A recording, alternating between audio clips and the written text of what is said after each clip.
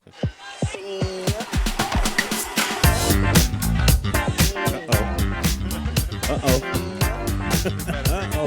back. Look who's back. The dishwashers. The Groove Cruise is back. The Groove Cruise. Hello, everybody, and welcome back to another episode of Strictly Football. Round of applause. Do we have a round of applause queued up? Yes, we do. We're back for another one, boys. Hey, thank you for everyone breaking our personal record on our last YouTube video. Appreciate that. Not only breaking it, but shattering it. Thank you to the 293 of you guys watching our episode. For some reason, it was last week's episode, and hey, we even got comments for the first time. So yeah, thank you to everybody who liked it up. I mean, or not, who watched it. I mean, we've had comments before. All right, let's not. Okay, we've had comments before. Yeah, all right. Maybe they weren't as explicit as explicit and maybe as I guess colorful as these comments, but we had comments before. Yeah. So yeah, thank you to everybody who watched the video. Please keep watching. Subscribe if you enjoy the content. Subscribe. It's free. Get to watch us every other week. Yeah, leave a like. But how are we doing, man? Let's start the show. How are we doing? I'm doing pretty good. I had a pretty chill week at work, so I feel pretty relaxed. I feel pretty good. I'm about to start my conferences or my parent teacher meetings, and I'm just revving up for the end of the year, really. Nice. Yeah, I feel pretty good. Excited to talk about football a little bit. Hey man, it feels like a late night edition of our episode. We are actually recording an hour later than our normal recording time, so I feel it feels different, but it feels good. It feels chill, man. I feel like I did have a busy week, but I think overall I got through it, and everybody you guys know what it means when I say I work from home sometimes. That's right. So I do work from home tomorrow, and that is something that I'm looking forward to because, yeah. We know. WFH. You know what? Yeah, work from home. Yeah. WFH. And, hey, but the job gets done. Let's keep it at that. Yeah, man, it feels good. It feels good to be back, and it feels good to talk again about football. Uncut. Strictly Football Uncut. Yeah. Were you around? Did you ever watch BET Uncut? Sorry, this is a sidebar. Oof. I don't. Did you ever see BET? My TV package didn't include BET, man. BET Uncut was lit. It was different back in the day. Have you heard about BET Uncut, Edie? Yeah, it's a young buck. Yeah. Do you know BET though? Yeah, I know. Yeah, the TV network. So what they would do is at like midnight, 1 o'clock in the morning, 2 o'clock in the morning, they would play the videos, rap videos that were too explicit for the day. So that's where That kind of channel. Yeah. I mean, it was a whole different vibe back then. But you used to watch like Tip Drill. I don't know if you ever saw. Have you ever seen the video Tip Drill by Nelly? No. Oh, okay. I recommend you go see that, and then that would be on Uncut. Okay. All right, man. Well, hey, Strictly Football Uncut. A la verga, vámonos. No. We're not. Whoa! But all right, man. Let's get it. I think we have a good episode. It might be a little shorter today, but I think we have enough content to get us through the next 45 minutes. So without further ado, starting off with our Tarjeta Roja segment of the week. This week is going to go to Pep Guardiola. I don't know if we should call it an overreaction, but this man physically harming himself, chipping his nose, doing a press conference with with blood and saying that he intended to harm himself. It's a little something that we had not seen, I believe, in the sport of football. So we're gonna give it to him this week for that. For the antics, I don't know if that's what you want to show. When it comes to defeat or when you're on a bad streak. But it's definitely something that was interesting, and I don't know. It just didn't suit with what we're used to seeing off a coach. But I'll open it to you guys. Give me the takes on how you guys felt about that, and whether or not the tarjeta roja is justifiable. I think, I think what he did was crazy. I don't think we've ever seen that from a coach, like, act out like that or crash out like that. But it's a good reflection of how bad Man City has been doing for the past couple weeks. Like, they just got their first win, I think, yesterday, in like over a month. Like, they hadn't won since Halloween, so a little bit over a month, I guess a month. But yeah, so it's a good reflection of how bad they've been playing. They're definitely not the team they have been for the past couple weeks. But I think, yeah, it's just, I think it's justifiable. It's just kind of crazy. Like, I think everybody was just like, what the hell is this guy doing? Like, so yeah, I think it's a good tarjeta roja. It sums up how bad they played over this past month. So To me, I think. He's obvious. To me, I think he's earned this tarjeta roja of the week. I think it's long overdue, really. But because we don't really see Man City lose often, we don't really get to see this side of Pep much. And I think like it's just a culminating thing, because it's even like when they were losing in Liverpool, like he was like going back at the fans with like mm-hmm. aiming, putting up the six. You know what I'm saying? And people were getting on him for that, like about or something like that. Like so, I, I I don't know. I feel like my guy needs a break, man. I feel like we're seeing a man at the point of breaking, and I can only imagine the amount of pressure it is to have that sort of team and be this good consistently for so and so many years, and then to now hit this like really a small bump in the road, but it really gets magnified because of how excellent and how great they've been for the last few years, that it gets really like with a magnifying glass of like, oh, is this it? You know what I'm saying? Like this is the downfall, and how quickly people are ready to, like, people were, it almost felt like people had it in the chamber. You know what I'm saying? So a part of it is like on us too as spectators, but I think the tarjeta roja is kind of for him in the sense that like, it sucks too because I feel like he is being asked to be composed, but I don't know. I'm also not in his position to be like yelled at by a stadium, be questioned about it, and I don't know if that also warrants like scratching yourself to the point where you have physical like marks, if that Yeah. makes any sense. I don't know. It's kind of a hard dance, really. It's like it just felt like a main character energy, scratching yourself and just wanting to be the spotlight at the end. Because ultimately, what happened after that is that he became the spotlight. Like nobody was talking about Man City losing; they were talking about Pep Guardiola and his post game interview.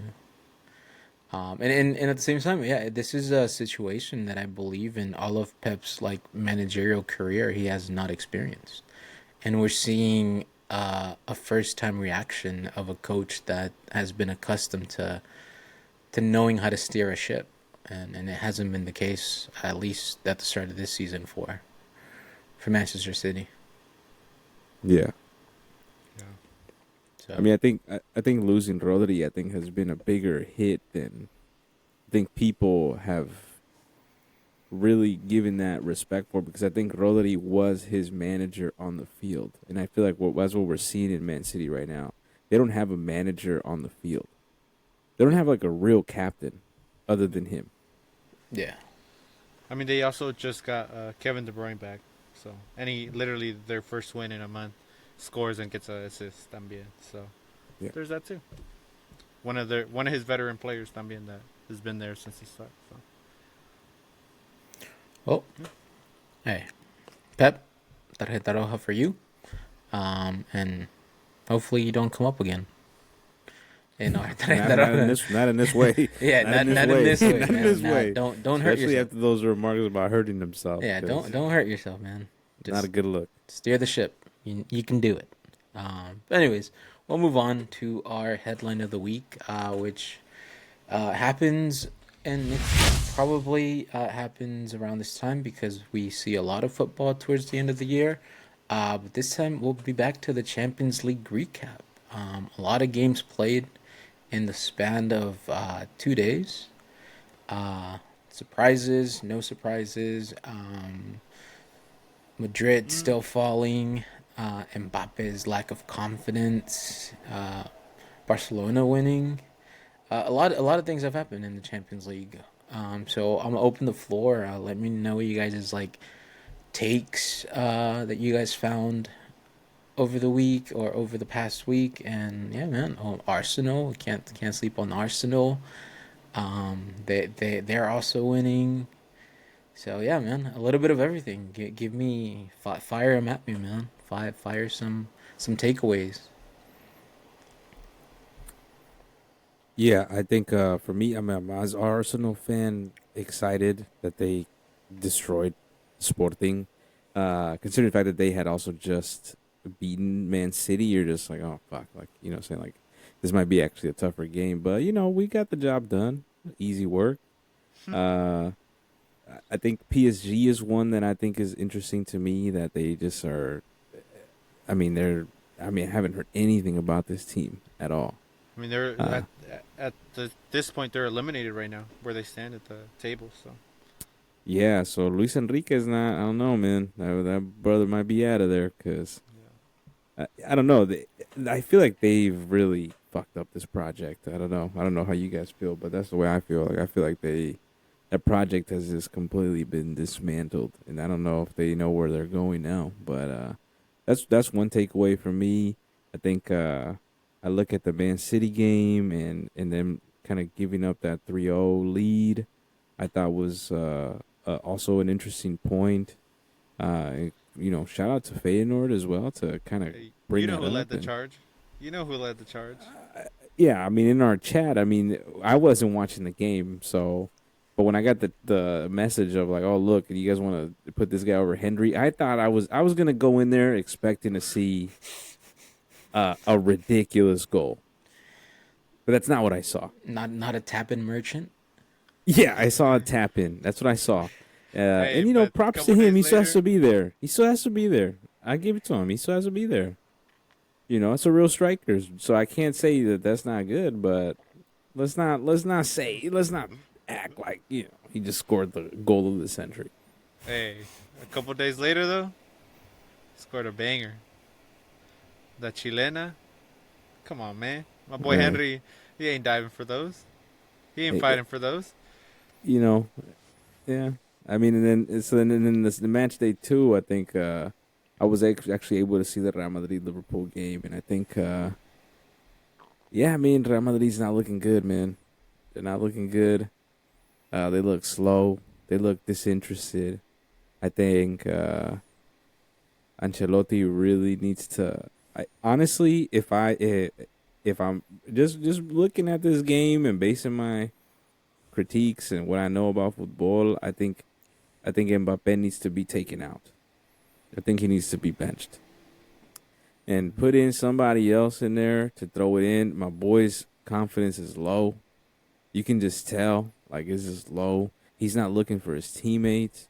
He needs somebody in there that he can connect with. I think I keep kind of going back to this when I talk about Real Madrid because I've been talking to a few people about it, and it's like he reminds me of what Ronaldo was in his first year. Cristiano Ronaldo, when he got there the first year, if you were to go back to see those highlights, he did score some goals, but there was this level of like wanting to be the guy, trying to step into the guy that he was trying to do too much. And I feel like Mbappe is in that moment right now where I feel like I find him doing things just trying to do too much when sometimes the pass is right there next to him, but he's trying to take on the guy. And and I just saw too much of that in that game. So he needs to be taken out. Have a talk. He needs to like have. I don't know. I feel like he doesn't have any friends on the team. Am I wrong on that? I don't know. On the field. Yeah. This is It French nationals. Camavinga, No, but Mendy, you're right, and Chouameni. I was gonna bring that up. Like there's a few clips after that Liverpool game, which by the way we walked through that little tunnel, so it was cool. It's cool to see Mbappe walk the same tunnel as me and do the same amount at Anfield that Hey. I did, a whole lot of nothing. But no, but you can tell like he's like approaching these like the veterans in Madrid in the sense like seniority, and they're kind of just like ignoring him. Like they're not like they're if you can see it a little bit more like the disconnection between Mbappe and the rest of his like teammates. And it just I think this was like the first game where like I would say for myself like I was interested in seeing him finally play left wing, which is his normal position and the position that we all like have seen him play since his start at Monaco. And yeah, he just looked out of confidence. He looked clueless out there. He So wasn't really a left, more like a left striker, but yeah. but it's like he was back or like without Vinny. I think Vinny casts a big shadow on Mbappe right now. It's evident. But it's like without Vinny, you had the opportunity to kind of step into that role of the leader, and I think it was just too much pressure. Like it was too much pressure, and I feel like it's a little bit of everything. I think it's also like it could also be like those comments that he made too while on international break before he joined, where like he was bashing that European players were better than South American players, and it's like your Real Madrid teammates or the senior players in that team are South American, right? You got Vinny, you got Valverde. Like I'm sure they took that some kind of way. Got Militao. Militao, yeah, yeah. It's like Hendrik. eh, Mm. eh, What? What? eh. I don't know about that But it's though. like players with winning No one pedigree. cares what Enrique said. No one cares what Enrique thinks right now. He's a Yeah, he's a kid. uh, yeah. That I feel like was interesting to see, and I think we might see this whole season end. I don't know if Madrid wins a title this season or not. The La Liga is up for grabs. Champions League can still be up for grabs, but they're also not in a good position based on the table. But we might just get to see this whole full season end with Mbappe still trying to find his confidence, and similar to how Ronaldo felt. Because I feel like when Ronaldo came in, like he didn't know what to do with like Higuain and Benzema and like all these players that were already there. Like he was trying to do a little too much. He knew he was coming in as a star, but he just it took him at least 1 year to adapt into a new scenery.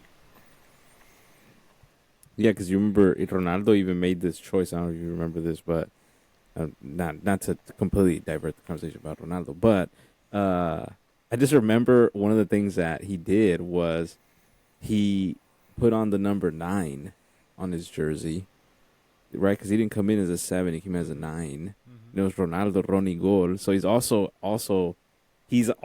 embodying trying to be that guy. He's trying to say, "Hey, I'm that guy." Uh, and I think he ate shit that first season. Maybe not necessarily in goals, but I remember just being really frustrated watching the Clásicos with him in it because I'm like, he's just trying to do too much. And I think Mbappe is, I mean, he's a star and like he's going to the biggest team. And Ronaldo actually just said it in an interview where he was just like, he's going to be okay, but it's different in Spain. It's not PSG, you know? Like there is this different pressure there that they put on the players. So I think Mbappe really is feeling that, and I think that's what I'm saying. I'm like they probably need to take this brother out because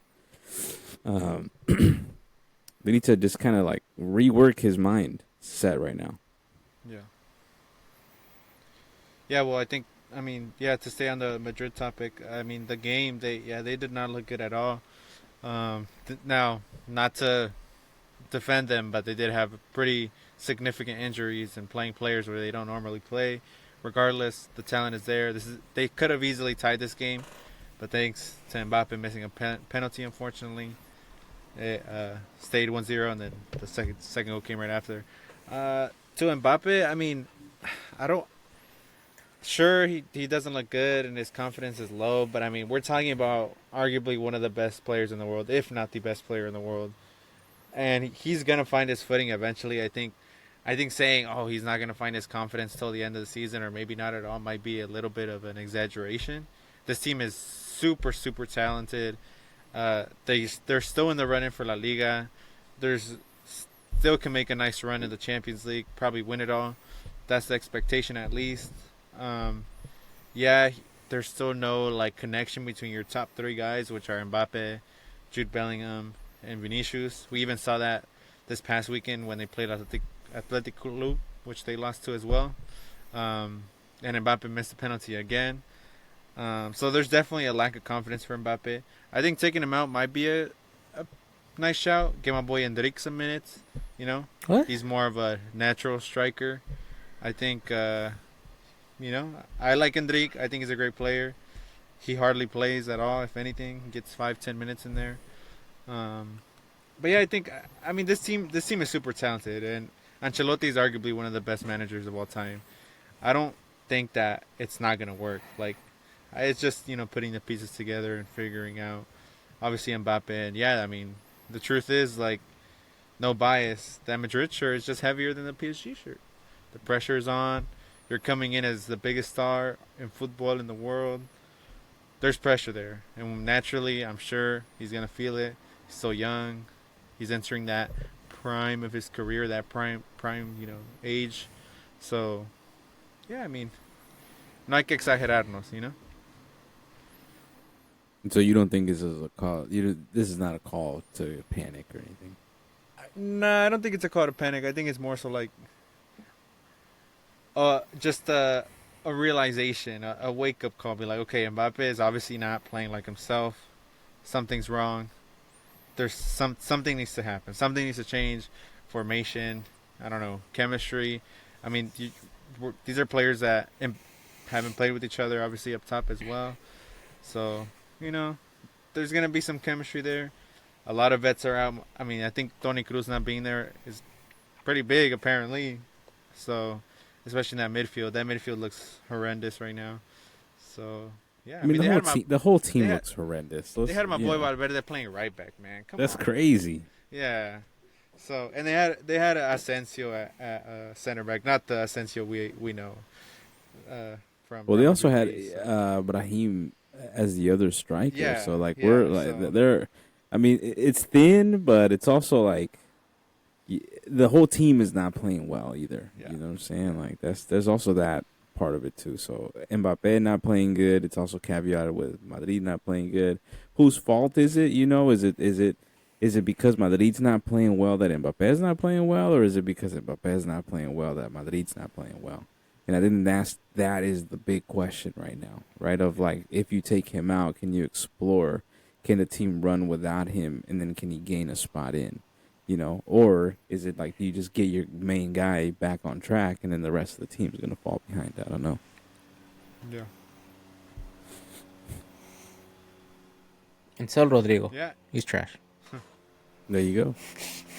That man. Ugh. Sorry. You don't like just it? to talk about Liverpool too. I mean, yeah, we're probably looking at the best team in the world at the moment right now. I mean, The most top of the consistent. The league. most consistent team.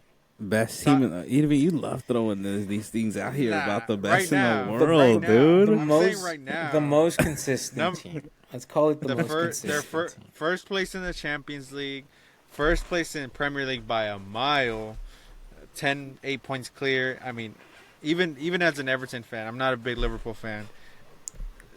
They're right now the best team in the world. They're the best coach team in the world. They might not have on paper the best players, but the way they play, I mean, it sucked to see him, dog on Madrid, but they're playing the best football. Even on Man City, I mean, they were dogging Man City. Man City this past weekend, nada que ver, man.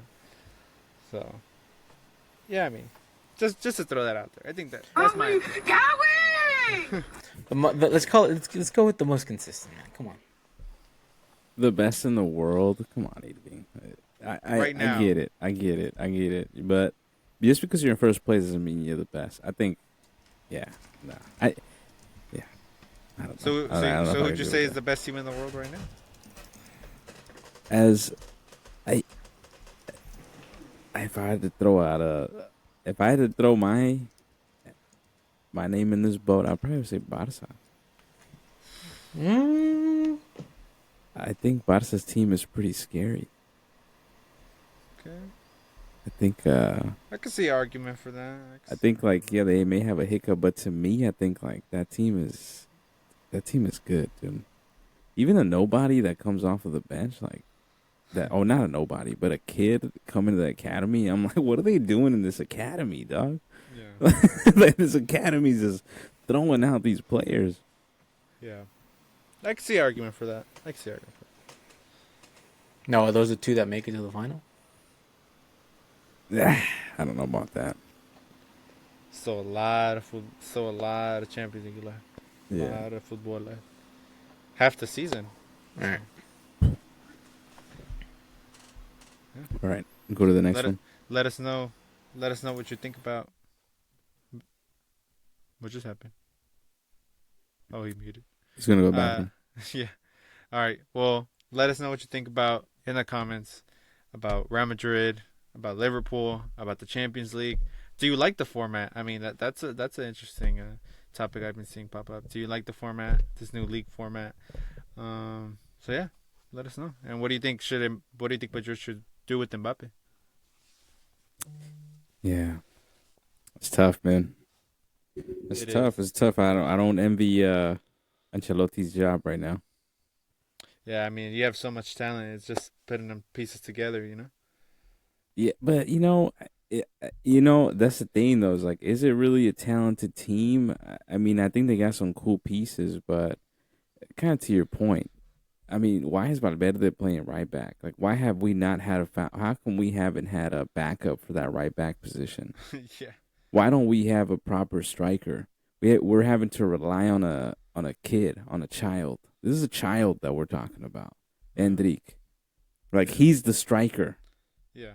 You know what I'm saying? Like, Yeah. The only striker on the team. Why is there nobody Yeah. in between Yeah. that? So while yeah, we can say that they're a super talented team, I don't think that there's any denying you obviously have to be talented to make it to that team, but there's also something missing in Real Madrid. In at least to me, at least this season, I feel like this season is evident. Maybe this is just also what has been underneath this whole time and has just been masking. Yeah. Um, I mean, it's also right now the fact that you know there's a lot of like players like Camavinga, Chouameni are being asked to step up when for the past like 10 years Modric, Casemiro, Cruz have been running the show in the midfield. So I think también like it takes into effect the fact that you're asking players now that are young that hey you got to step up now, it's your time now, and maybe that's also taken into account. Like you said, I mean they're asking Valverde to play right back, position he shouldn't even be playing to begin with. The truth is, like Carvajal and Cafucas, I mean, they're no right backs really. Like yeah, like Carvajal to me is cool, like he's cool, but put him against like if you would have put him against Luis Diaz that game, I mean my boy gets burnt out every single time. In the Clásico, my boy Rafinha was just cooking on my guy. yeah. So yeah, I mean sure, like Carvajal's been cool, but I mean it's time to move on, man. Igual with Mendy. I mean Mendy, he Oh came in my god! Don't young. get me started on this defense. Dude. This He defense is he came in horrible. young, high expectations, and the truth is, my guy just no, he's not doing it right now as a left back. He looks lost at that left back spot. Is it? Well, while your brother comes back, is there anything else out of this Champions League ties that stuck out to you? Because I know that I know we were talking about a little bit about Santi. I don't know if you want to touch on Santi. I know that you were talking about, how does Mexico not start this guy? Yeah. Or Uh, is there anything else that came out for you from this Champions League tie?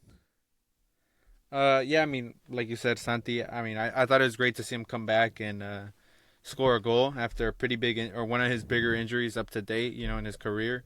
And then even after that, follows that up a couple of days later and scores a chilena. Like I told you guys, like we argued in the last episode, why is this guy? Why are we saying this guy might not start over Henry Martin or is third on the table? So he looked great. He looked great. He's doing what he's supposed to. He's been scoring goals in the Europa League and Champions League. And yeah, I mean, also a team a team that I really have enjoyed watching these past couple weeks, especially in the Champions League, is Milan. Man, your team. They look really good. Pulisic, man, looks like the best CONCACAF player at the moment right now to me. That's right. He's finally living up to that LeBron James of soccer name. Oh yeah, he looks confident. That's the thing Yeah, that's yeah, the thing that gets me when I watch them play. I'm yeah, like, this one actually looks like he's confident. Like, give me the ball, dog. Get out yeah, the way. yeah. He's overshadowing that boy Leao. He's He playing is. better than Leao. It's because you know what it is that Leao's too lackadaisical. He's too like I don't know if I feel like he just gets too comfortable. So he's not as clinical as he needs to be, and then he's just too like he doesn't want to go back on defense. So I have my own gripes with him, but I mean that he's talented, but he can also just get lost in the game. Yeah, yeah, yeah. And then even my boy Yunus Musa's getting minutes. And then hey, Reindeers. I was telling you about him, man. Yeah, that's my He's guy right good. there. He's real good. That's my guy. Oh, what? What? But he's playing really good. He's making this Milan team look better, especially in that midfield. What do you mean by that? So, That's the. I mean, no, that dude's good, dude. Reindeer yeah, guy. That yeah, dude's good. Yeah, Milan is a pleasant surprise for me. It's giving me hopes. And yeah, I yeah. want them. I want them to do well. And even Tammy Abraham's even Hmm. getting his shit together. So Hey, and this I, is a team right now that is supposed to be like a team where you can go and rebuild your career, or go and develop. it's So horrible. yeah, He's one of the biggest clubs in Europe's history, and yeah. they're just down. You know. Yeah, but they look good. They're performing well. I mean, they're not like super high up in the Champions League table. They're right in the middle of the qualifying stage at 16. But Hmm. again, I mean, there's like a hell of teams. Let me see. There's 36 teams, so 16. It's really good. So how many of these teams make it? So the people that automatically qualify are the top 8. They're Okay. automatically in the knockouts. Then from 9 to 24, they play each other in like knockout rounds and stuff like that. Oh, okay. I see what you're talking about. That PSG's out at this point. Yeah, so yeah, PSG. So 24th place, like we're talking about, is Real Madrid. So they're on the verge of being out of this thing. There's still a couple games left to play, so that's what I'm saying. Not time to panic. But yeah, PSG, they're out of it right now. They're probably the biggest name that's out. Uh, if you want to include Girona in there, who had a good season last year, they're 30th. They've been pretty bad um, in the Champions League. So So let me talk a little bit about Hirona because there's this clip going around the internet where did you see my boys miss right in front of the goal? I don't think Oh, so. it was nearly impossible to miss. But Hirona is another case where, and this is one of the things that I kind of dislike about this Champions League setup because if you look at this table, the teams that are here are the teams that we're expecting to be here. Mhm. At the bottom of the table are Young Boys, Slovan Bratislava, Leipzig. I mean, Bologna, I come little bit of surprised by that. But, you have Salzburg and Cervena Mhm. and Sturm Graz. So it's not like these teams that we're expecting to go through. But Girona is an interesting case because they did so well last season. But they they gutted the team. Yeah, yeah. I mean, You know, they took it's probably their best player. What's his name? Savio. yeah, the guy that plays at Man City, right? Yeah, he's Savinho, I think. Savino. Yeah, yeah, yeah. I mean, he was their best player last season. And So. they took their goal scorers, you know what I'm saying? So like Hmm. man, Oh yeah, didn't he it's go one to of Roma or something like that? like Yeah. it's just it's a sad case because we just cannot like the big teams just can't let these teams like a story like Hirona just kind of go, like they gotta gut the team. And that to me is one of the sad realities of it, because you would like to see how Girona would have done with the team that they had. I feel like you want to play the best, and a lot of the times I feel like they kind of gut these teams. But yeah, they're probably gonna be out, so it's unfortunate. Yeah, and I don't think they're doing too good in the actual league in general either. So Mm-hmm. uh, they're eighth. I mean, far away from what they were last year at like second, I think it was. They So were first for a while. for a minute, yeah, Yeah.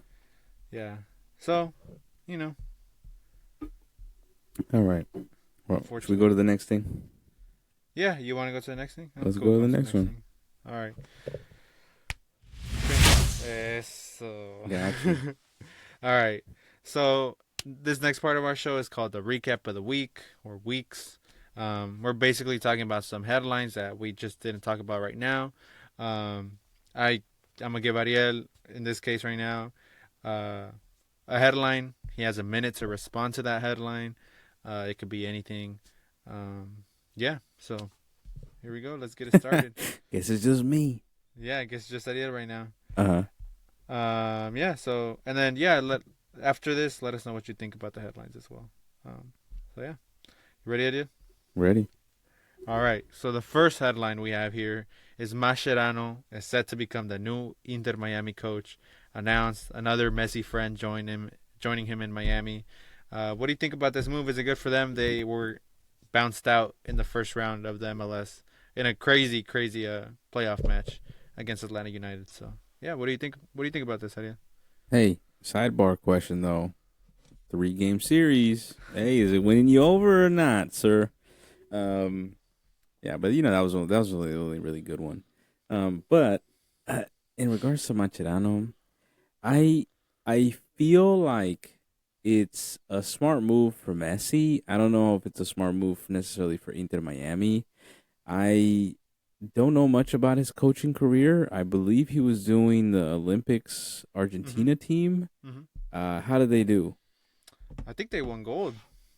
No, they won. Yeah, I'll fact check it right now, but you can keep them. So I feel like that's the only thing that really hesitates me of like what really is like his I guess resume to get this type of. I mean, it's not like it's a high profile job, but you are coaching Messi, so I guess that is that caveat. So I don't know. It makes sense PR wise, but I also don't know where he's gonna take it in regards to just kind of football and kind of moving it forward. Okay, so correction, he did not win gold. He wasn't even close. Spain won gold. I forgot. Spain won gold. Yeah, right. Yeah, and then yeah. So yeah, I think you're right. I mean, yeah, like I said, another Messi friend joining him. I actually, I know Tata has a bad reputation in Mexico, but I actually did not think he was a bad coach. You're obviously asking him to coach a team with Messi, Busquets, Jordi Alba, Luis Suarez, players who are veterans, who have their own egos, who want to play the style they want to play. You're basically just putting him there, Yeah. It's like when talk about basketball. It's like when LeBron was in 2016. Everybody's like, "Oh, he's the coach." It's not Tyronn Lue. He's the coach. So maybe in this case, it's that way where Messi's the coach. But yeah, I thought honestly Xavi was gonna be their new coach. I don't know why. I mean, that would have excited me more because I know I've seen Xavi. I know that this may be an unpopular opinion, but I liked his Barca team. The team that is playing now is Xavi's team. Yeah. It's just that they're now under another coach that is having them play in a different way. But those are the players that he kind of brought up. So, All right, staying on the Messi topic here. Messi is for some reason on the list of FIFA the best. What kind of reputation does this give this award? What do you think? I mean, yeah, what do you think about it? And also, is this good light for the MLS? I mean, it's great for the MLS. I mean, I'd say that. I mean, it's great for the MLS because they can put on their thing of like, yeah, we have a FIFA recognized player, on the list. So it's great for the MLS. It's just I think the era of Messi has really I think highlighted something wrong with modern football that I don't think has been seen before, where this one guy really gets accolades for just putting on his shoes. And that's not to say he's not a great player, because he's an awesome player. But there's no reason to shoehorn him in here. That's what it feels like. They're just jamming him in there. They're jamming him into the Club World Cup, and they're squeezing him to the very end. I agree. Hey, right on time. 2 seconds left. What do you mean by that? Yeah, so I agree. I mean, there's no reason this guy should be on the list. I mean, he didn't. He was injured like I think like half the season in the MLS. Yeah, no, he was half the season. He was out, dude. Yeah, and then his team gets bounced out in the first round by Atlanta United. So yeah, I mean, ridiculous, man. That FIFA agenda is crazy. The reason that I saw that he got in there was because of the Copa America. But Lautaro Martinez had more goals than him. Yeah, Lautaro played better. McAllister played better. Dibu Martinez played better than him. So yeah, I mean, FIFA agendas these days, man. Why don't they include my boy Ronaldo that scored like 40 goals this past season? FIFA agenda, man. but then you go back and forth with the Messi and Ronaldo thing. I really think it's just FIFA's infatuation with Messi. I really do. I just think that's just like their guy, Yeah. I mean, and why would you not want to have him? Whatever. I'm going over my time. I'll stop. It's all good. All right. Jose's back. Yeah, my brother's back. So we're in the recap of the week section. Nice. Yeah. Talking about Messi. Talking about Messi. But we're gonna move on to the next one. No. Let me get a minute in on this fraud. Like I'm gonna come. Sorry, I missed a segment. I apologize, but dude, how is it that in Inter Miami the invitees get the easiest group? They don't need to win anything to qualify. They're not willing to give this ticket to Columbus, who obviously won everything. And it's like, I mean, I feel like I'm not a Messi guy. I don't understand I understand that he at some point was the best player in the world, but I don't understand the fascination with him now. But it's also kind of a realization that we don't have a next man up.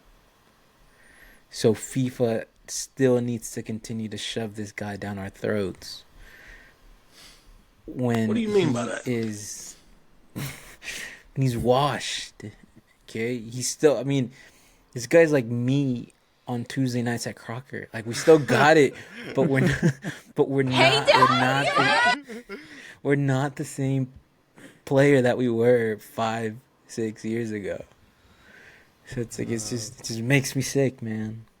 Like it almost makes me want to stop watching football because it's like, dude, just let him in peace, let him do something else. But yeah, I have. It's like they can't fathom him retiring. Yeah, like no, that might be the saddest day for FIFA, dude. Like FIFA is gonna be sobbing the day he calls it a career. But yeah, hey man, I'm on that. I'm on the anti-Messi agenda. I'll be the one that beat it because there's no way that. Nah, there's no way. Bro just really compared himself to Messi. But all right. We might have the same left foot. Hey, we have the same left foot. Hey. Okay. More like this guy. Hey guys, Katos is here. Yeah.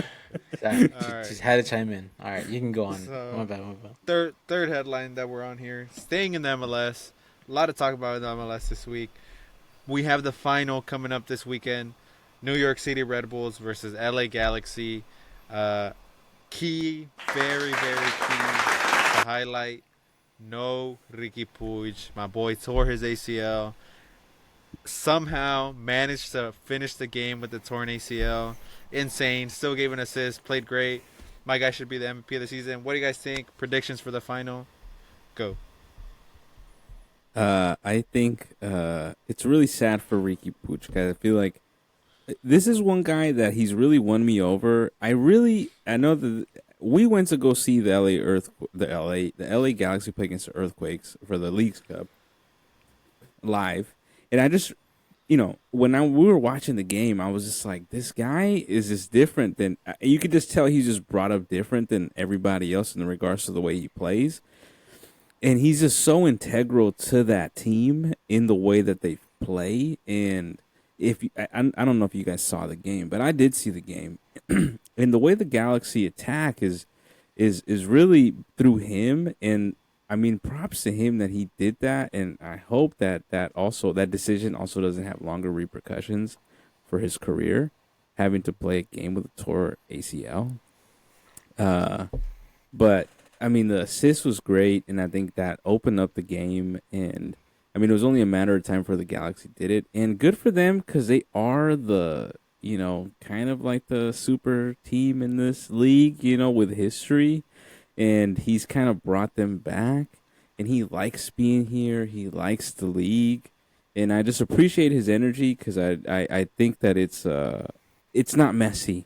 It's not this like superstar, but he's a player that's coming here in his prime to do the things that he's doing. And I can't say more about him, but it's too bad he's not going to play that game. And the fact that he was crying, I'm like, that's great. I mean, that's what you want to see to an extent. That he cares that much about trying to win it. Yeah. Prediction? Team? I think the Galaxy are going to galvanize behind that. All right. Luis, what do you think? It's like not after last season and all like the background and politics that LA Galaxy was going through with like their ownership, like that shows how the power of the fans, and like how if you like get together and like form something to protest, like they'll listen kind of thing. So like it's a good turnaround. I like what I saw. It also adds to the rivalry between LAFC and LA Galaxy. If Galaxy can manage to win this one, it just brings a lot more eyes into the league. It brings a lot more eyes into the Western Conference of the league. So it's there's all around positives of seeing LA Galaxy in the final. And if they win, it's probably going to be even more positive. It's a shame for Ricky Puig that he doesn't play, but you can tell that he carried this team into this final. When we want to go see him play, it was clear, it was evident that the offense ran through him, and his stamina was just there because he ran everywhere. So I think LAFC wins it, and just sorry, They're not in the final. no, sorry, LA Galaxy wins it. And it would be very poetic justice if Marco Reus can finally get a title. So, yeah, that'd be crazy. That's right. So, Hey, I like they missed that though. They are the OG, like super team in the MLS. They're the ones that used to bring in all the players, and they have history of winning titles. They're gonna take the crown of California away from the Earthquakes, man. Shame to see. That shit's been gone, but I really do appreciate that point that you brought up, Jose, about the fans. Because I remember us talking about this last year and them being upset, and the fact that created change, I think, is an awesome story that I don't think is being talked about enough. And I hope that Earthquake fans can also galvanize at some point and just like, to the point of protesting, because we want a team that is competitive, and we just are not getting that. So if LA can do it, I think we can do it as well. In the league wins at the end of the day by doing that. mm-hmm. All right, so final recap of the week. Final headline here. I'm about to pop up a picture on the screen.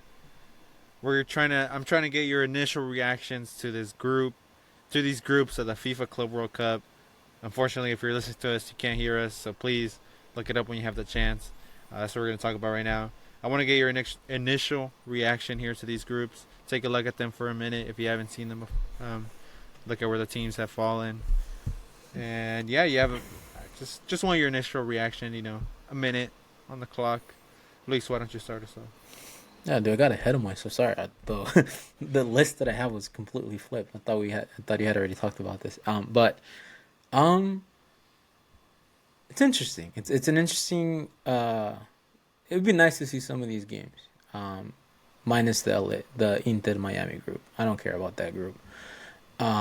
But for the other parts, it'll be interesting. And this is also there's a lot of star players that starting next year are not gonna have a summer break because they're gonna have to commit to this tournament, and the following year you're gonna have to commit to the World Cup if your team makes it. So not a lot of rest for players, but for us, it's gonna be another good summer of football, and I'm excited to see some of these clashes. I mean, PSG Sounders at Lumen Field, like that. That sounds like a that sounds cool. Like I would be down to see that. But yeah, I mean, it's cool. Like it's like los niños del Pachuca contra el equipo del Real Madrid. Like, come on, dude. That's it's cool. I like that. There's a tournament now that you're just gonna see odd matchups that you'd not think you'd see.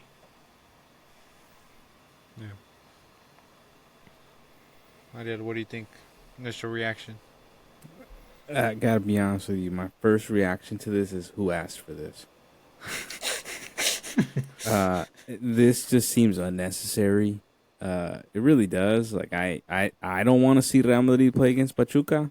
Me personally, And the other question too is, like, why isn't America on here? Is there a reason why America's not on here? We're not Inter Miami. Why? Yeah, why wouldn't that team be in here for Mexico? That just doesn't make sense to me, at least. Uh, to me, I don't know. I might be in the minority, but it feels unnecessary, and I nothing really excites me about this. It doesn't really seem like my cup of tea, but we'll see next year when it's here. But yeah, it's gonna be interesting. I don't. It's not to say I feel bad for the players in regards. I mean, they're getting paid millions, but yeah, I mean that aspect of it is important, which is they're not getting a rest. But I don't know. This is not what I'm asking for. You're asking why Fas isn't in here? Yeah, dude. Why Where's Latvia isn't in here? where's the Alianza in here, dude? So might as well throw in some Central American teams to. Yeah, Yeah. Well, exactly. Like, who are some of these teams? Who the fuck is this? Who's in Group D? Who's the very last team in Group D? no idea. I think it's a Who's the team in Group F? The last one on that team, on that group. In Group E, who's the last one in Group E? In Group G, who's the last one? Who's the last two in Group G? Yeah.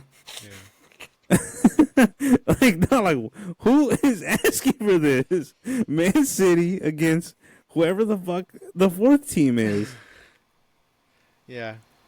Well, you guys, let us know what you guys think in the comments about these groups. Obviously, if you're watching, let us know. You can see. If you're listening, please take a chance to look at them.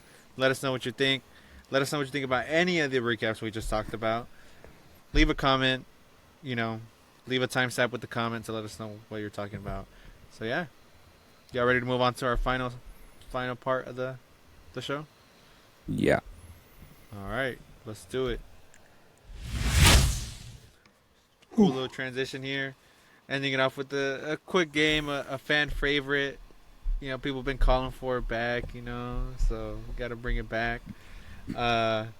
It's Icon Hero or Nothing. For those who haven't seen this on our TikTok, on our Instagram, here in our podcast, really, really easy. I'm going to show my brother and Ariel players, and they're going to choose between whether they're an icon, hero, or nothing. At least what they think. This is based off of FIFA, the AFC, and what we think they deserve. So yeah, let's move on to the first one. Oh, we got Luka Modric, all-time great. What do we think here? Is he an icon? Is he a hero? Is he nothing? He's an icon. He's arguably the best Croatian player.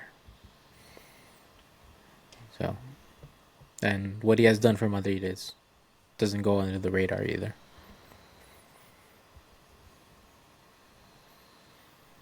Ariel?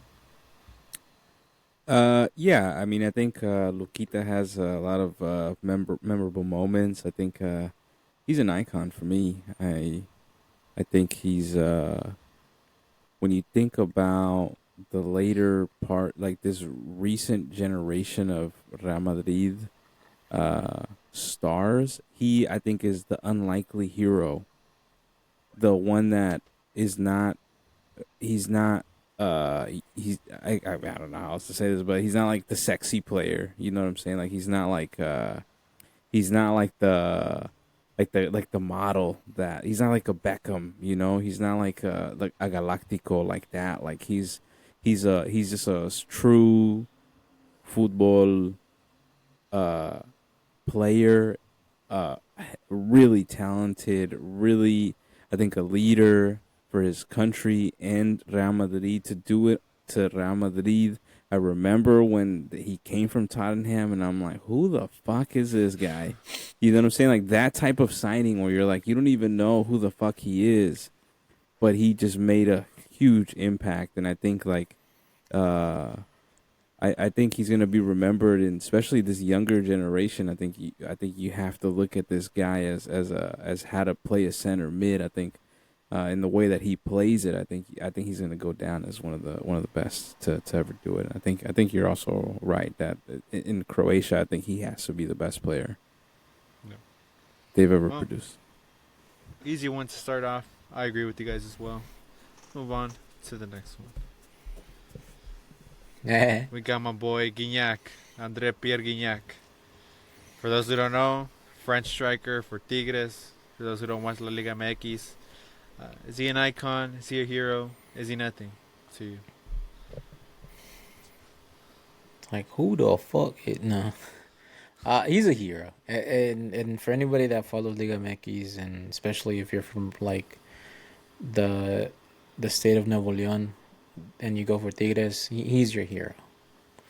He changed the face of Tigres, and yeah, they love this guy out there. So he's a hero for what he has done to in La Liga MX, and I don't think signings like this, like Iñak, are rare to come to a league like Liga MX And work out.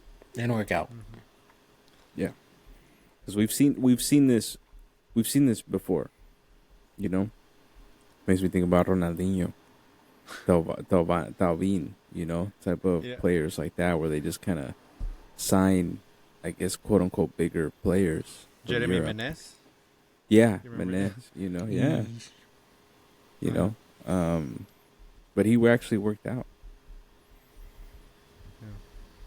So Uh, he's a hero to you, Adi? to me, you know, I gotta be honest with you. I'm kind of teetering on whether he's a nothing or a hero. The reason that I would say he's a nothing is because I don't think worldwide people remember him. But if you're in the CONCACAF and you're a Mexican fan or maybe even like a Central American, if you're on this side of the world potentially, you may know about Gignac, and I think will go down as a hero for Tigres. And one of the things that I do appreciate about him a lot is that I think he's really helped. He talks really good about the Liga MX. You know, I think he's enjoyed his time at Liga MX, and I don't think that that should go without like praise. You know, that I think he's come and he's enjoyed his time, and he's played pivotal moments in turning this team around and giving them an identity. And I think now when you think about Tigres, you think about Gignac. So to me, Tigres, he's a hero. Yeah. Yeah, I'd agree. I mean, yeah, ever since he came into the league, he's been considered one of the best players for Liga MX. French guy as well, embodied the Mexican culture. Yeah, and a signing that really worked out. It's funny you mentioned the Ronaldinho signing to Querétaro. I just literally saw an interview of the Querétaro owner on a podcast where he's like, "Oh yeah," he's like, "When I went to go sign him, my boy was partying up, drinking, offered me a beer." He's like, "Oh, like yeah." He's like, "So you want me to come to Querétaro?" He's like, "Yeah." He's like, "We'll offer you all the money you want, all the parties you want. Just go have fun out there." And long and Well, he behold, did. Yeah, Ronaldinho comes to Querétaro and has fun. So yeah, hero. Good, good, good, good. We got Giovanni Dos Santos. Ugh. Icon, hero, or nothing. This one's tough. I think this one's tough. I think I would say he's nothing. Unfortunately, I think Gio to me is probably one of the best Mexican players that I've gotten to see. Uh, but I think it didn't really go much. I think the story with Gio I think will always end in disappointment because we knew what type of player he was in those moments of brilliance that he showed the world. They never propelled him to go to the next level, and so to me, that's why it's a nothing. The player that could have been, the moments of brilliance, and I think he's gonna go down as a disappointment, really, for a player that had really high potential, a really high ceiling, and we never got to see the full potential of it. Just glimpses of it.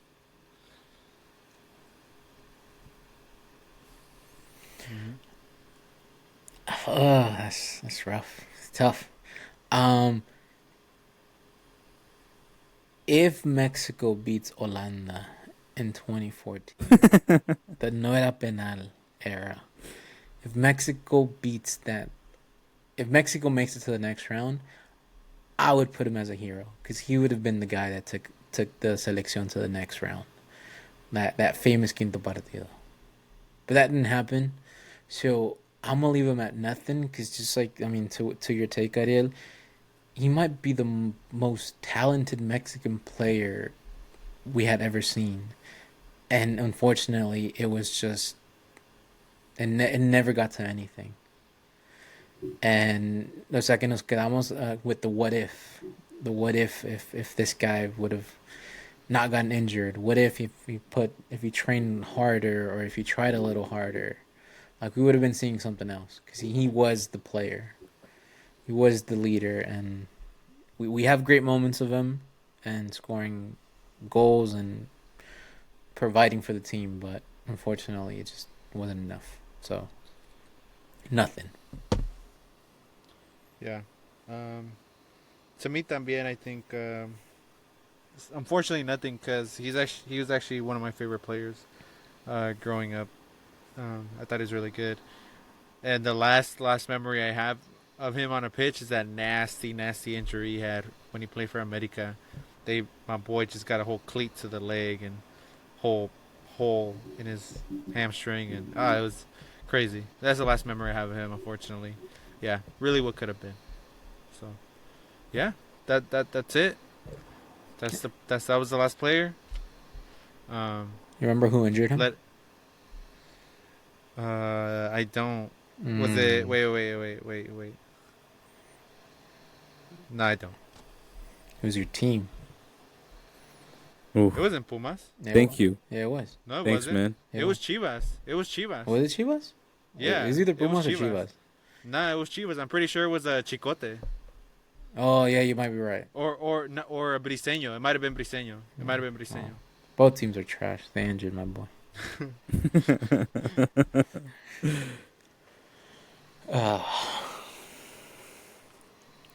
Ni modo, Gio. El Briseño. Okay, then it was Chivas. Yeah, it was a clásico, but he was never the same after that. Unfortunately. Damn.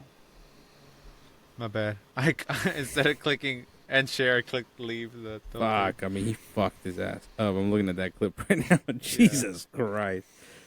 It was sad because he was just coming out of an injury too. Mm-hmm. Yeah. And he fucked him up, dude. that Hard. that was Yeah, sidelined him again, and he never. I mean, he's bleeding, no? Yeah, Yeah, it was you don't see how weird. deep that cut is? You could see like the inside of Of his Like skin. you see his flesh, like everything. Yeah, you, dude. Yeah, you. I'm looking at you, Briseño. What are you doing? Fucking puerco, The dude. pollo. Yeah. Well, everybody, thanks for tuning in into our show. Thank you again for viewing our last episode, getting it to a record-breaking 290 views, 93 and counting.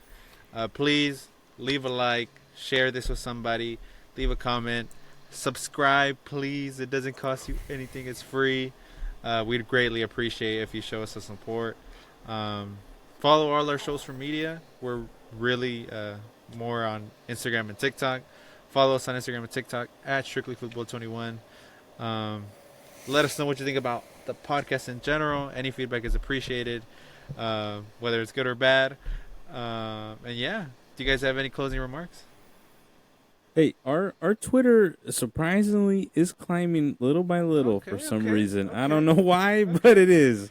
Okay. We don't post anything on there, but but whenever we do, all Interactions? the people that have them, they have it. And nah, man, thank you for listening and subscribe. Leave us a review. Yeah, if you're listening, please leave us a review and wherever you're Leave us a listening. review. Share with a friend. Mm-hmm. Yeah, Thank you. Thank we're you. ready to go. All right. All right. Adios. See ya. Thank you, everybody.